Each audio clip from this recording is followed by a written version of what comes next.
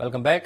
રાષ્ટ્રીય ભાજપ સંગઠનમાં નીતિન નબીનની નવી ટીમ જાહેર કરાઈ છે અને જેમાં ગુજરાતના 4 નેતાઓને મહત્વપૂર્ણ જવાબદારી સોંપાઈ છે. આ 4 નેતાઓમાં કોંગ્રેસમાંથી વર્ષ 2024માં ભાજપમાં જોડાયેલા રોહન ગુપ્તાને રાષ્ટ્રીય સંગઠન મંત્રી તરીકેની જવાબદારી સોંપાઈ છે.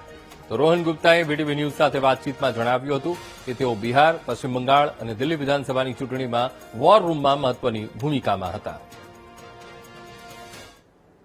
કેન્દ્રીય ભાજપ સંગઠનનું માળખું જાહેર થયું છે, જેમાં અમદાવાદના રોહન ગુપ્તા કે જેઓ વર્ષ 2024 પહેલા કોંગ્રેસમાં હતા અને ત્યારબાદ તેઓ દિલ્હી ગયા અને દિલ્હીમાં ભાજપ જોઈન કર્યું અને હવે તેમને એક મહત્વની જવાબદારી સોંપવામાં આવી છે રાષ્ટ્રીય મંત્રી તરીકે. રોહન ગુપ્તા આપણી સાથે છે, તેમની સાથે ખાસ વાતચીત કરીશું. પહેલા તો અભિનંદન, એક મહત્વની જવાબદારી સોંપવામાં આવી. મહત્વની જવાબદારી સોંપવામાં આવી એની પાછળ ગણિત કઈ રીતે કામ કર્યું? તમે એવું તો શું કામ કર્યું હશે કે તમને સીધી આ એકદમ મોટી જવાબદારી સોંપવામાં આવી? વીટીવીનો ધન્યવાદ. મારા જેવા નાના કાર્યકર્તાને જ્યારે પાર્ટી આટલી મોટી જવાબદારી આપી છે, જ્યારે જોઈન કર્યું ત્યારે કોઈ અપેક્ષાઓ નહોતી. એ કાર્યકર્તા તરીકે કામ કરવાની અપેક્ષા હતી અને ત્યારબાદ પાર્ટી રાષ્ટ્રીય પ્રવક્તા તરીકે નેશનલ ટીવીમાં અને પ્લસ વોર રૂમની જે આપણે વાત કરી, લગભગ 6 વોર રૂમમાં મેં કામ કર્યું. મને મોકો મળ્યો, પાર્ટીએ ખૂબ મારા ઉપર વિશ્વાસ કર્યો અને ક્યાંક ને ક્યાંક મોટા ભાગે સફળતા મળી.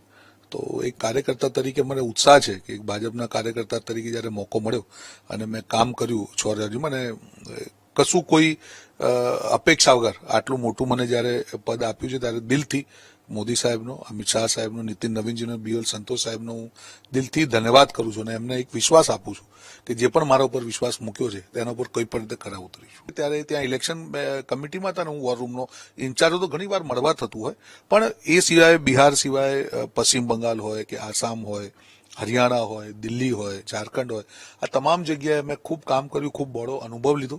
ભાજપને કોઈ ના પહોંચી વળે એ તમારા અત્યારે શબ્દ હતા, પરંતુ આજનો જે સમય છે જેનઝીનો સમય છે. છેલ્લા કેટલાય દિવસથી દિલ્હીમાં આંદોલનો ચાલ્યા અને સરકારે રાજીનામું પણ લેવું પડ્યું મંત્રીઓના. તમે રાષ્ટ્રીય મંત્રી તરીકે ઝેનઝીને કઈ રીતે જોઈ રહ્યા છો અત્યારે? સૌથી મોટું પરિબળ એ કહી શકાય. ઝેનઝીને સાથે લઈને કઈ રીતે ચાલશો તમે? દેશના યુવા હોય કે જેનઝી હોય, આજે ભાજપને જે પણ સફળતા મળી છે, જે એ કાર્યકર્તા તરીકે હું જોઉં છું ત્યારે એમાં ખૂબ મોટો યુવા વર્ગનો રોલ રહેલો છે. ફર્સ્ટ ટાઈમ વોટરની વાત હોય કે યુવા વર્ગ હોય, એમને જોયો છે વિકાસ ખરેખર કોણે જોયો? તમે જે ભાજપનું શાસન રહ્યું, મેક્સિમમ વિકાસ યુવા વર્ગે જોયો છે ને એટલા માટે જ એમનો હંમેશા વિશ્વાસ ભાજપ પર રહ્યો છે. તમે જે દિલ્હીની વાત કરી ત્યારે તમે બે વસ્તુ, અને એવી જ એક ઘટના ઝારખંડમાં બની. તમે બંનેને કમ્પેરિઝન જુઓ કે ત્યાં એક પરિવાર હોય, પરિવારના મુખ્ય કોણ? નરેન્દ્ર મોદીજી. જ્યારે બાળકોની અપેક્ષા હતી, આજે પરિવારમાં જ્યારે તમે મુખ્ય હોય, બાળકોની અપેક્ષા હોય, કોઈક અપેક્ષા પૂરી ના પણ થાય, પણ જ્યારે પરિવારના સદસ્ય તરીકે એમની તમામ માંગો માની, સંવેદનશીલતાથી એમની જોડે ટ્રીટમેન્ટ કરી અને બધી વસ્તુ સારું સમરું પૂરું કર્યું. ત્યાં તમે ઝારખંડ જુઓ, જે નેતા કોંગ્રેસ પાર્ટીના ત્યાં જઈને જંતર મંતર ઉપર જઈને ત્યાં પહોંચી નતા શક્યા, આજે ઝારખંડની જ્યારે વાત આવી એના નામે રાજનીતિ કરો ત્યારે મોઢામાં દઈ જામે ગયું. કેમ?